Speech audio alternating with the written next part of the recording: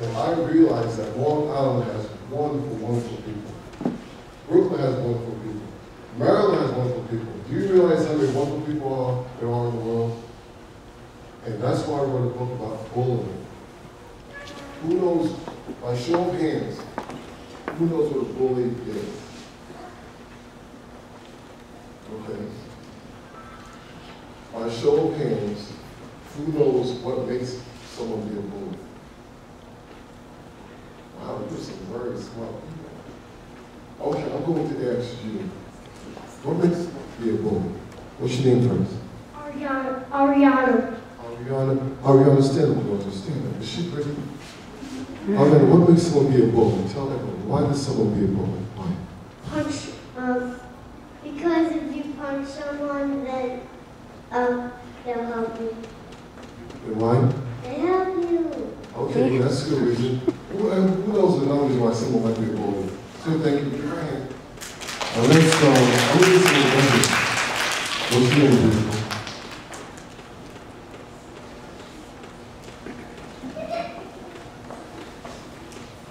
Okay. Tell your classmates why someone might be a bully. Like if you're mean to someone, then you get telling yourself. Okay. But why would someone be a bully? Why? Don't move. She's going to help you out, okay? It's like cheating on the school test. Teachers won't care. What's your name? Misha. Tell your classmates, Michelle, why does someone might want to be a bully? Because they don't have something and they want it, and they be a bully because they want it, and so they can get it. Okay, so they think that because you have something, they want it, they can take it. Okay, thank you very much. Give her a hand.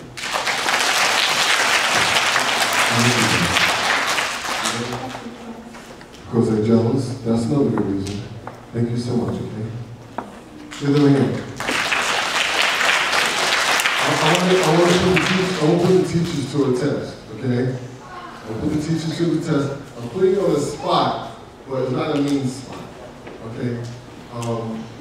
You're a teacher, right? Hi. I'm just kidding. You get English? Cheryl, You get English? the speaker. Okay. Can you tell the class here why you think children might be bullied?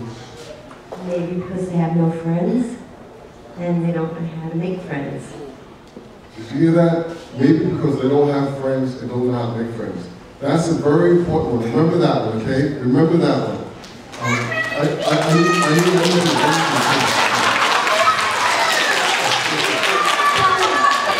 What did the speaker say? What did she say? Bullies, Don't have friends? they don't have friends because, they don't have friends that's what I mean. Okay. You remember that one, okay? Okay.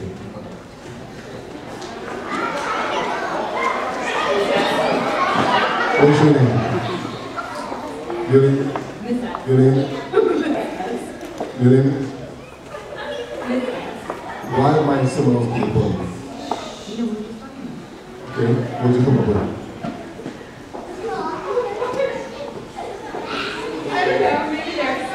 Okay, because they're sad inside. Can you believe it? Ms. Mitchell said because they're sad inside. I need you. Okay. Where did my friend go?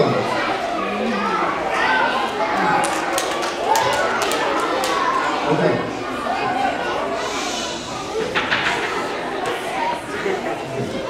All right, these are my buddies. Now, what was who's being your wife? Because bullies are mean because because they don't know how to make friends. Okay, that's one. And Ms. Mitchell said,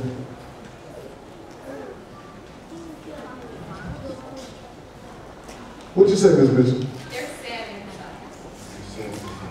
They're sad inside. Okay. Some children and bullies are bullies because why? They don't know how to make friends, or don't have friends. And some are bullies because they're sad inside.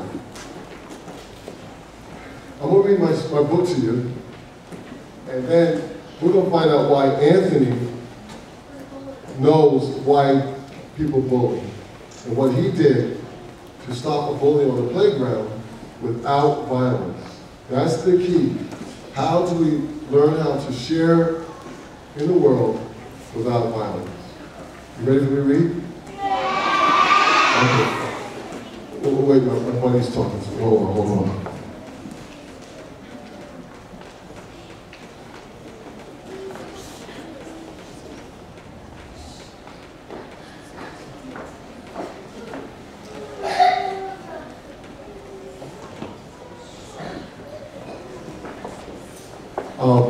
My buddy here just gave me the whole synopsis of the book. I don't know if I even have to read it to know what it's all about.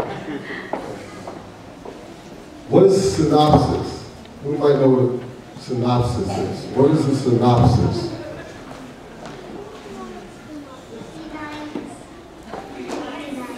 I'll give you a hint. The synopsis is on the back of the book. See the word? It tells you what the book's about. So you pick my book, you can just look at it and say, oh, I want to buy this book or read this book because it reads good. That's called a synopsis. Let me read the book to you and then you can go on some questions, okay?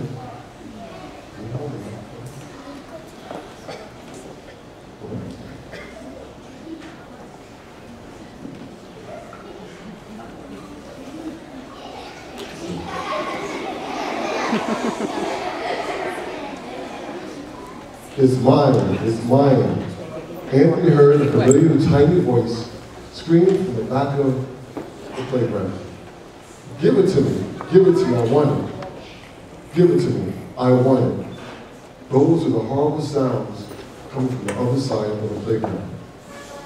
Anthony strained and looked as far as he could see. He wanted to know what the trouble was. He heard a large, mean voice. Give it to me. He heard a more familiar, tiny voice saying, it's mine, I want it. He looked around for his teacher, Miss McKay, but she was nowhere in sight.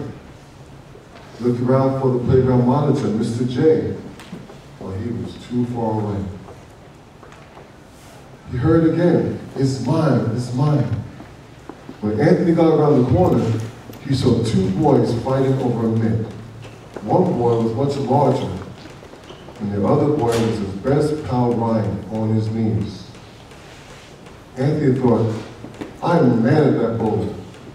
Ryan is so nice, and he is my best friend.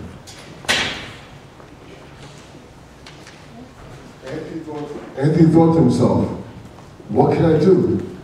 Again, he looked over for Miss McKay. She's still nowhere in sight. Looked around for Mr. J. He was still too far away. Anthony knew he had to do something because it was obvious to him the bully was not going to stop on his own. Anthony thought. Something his grandpa told him years before came to his mind. Grandpa told him, bullies aren't always bullies because they're mean. Sometimes they just need a friend and something or someone to make them feel important. So Anthony reached into his jacket, took out his favorite baseball, and he said, okay, Grandpa, here we go. With that, Anthony rushed over to the bully, rushed over to the scene, and in the nicest, most polite voice he could use, he said to the bully, hi, my name is Anthony. Would you like to play ball with me? And with that, he handed his mitt and his autographed ball to the bully. At that time, a group of children crowded around because they too had been bullied by the same boy. And they wanted to know what Anthony could do to make a difference.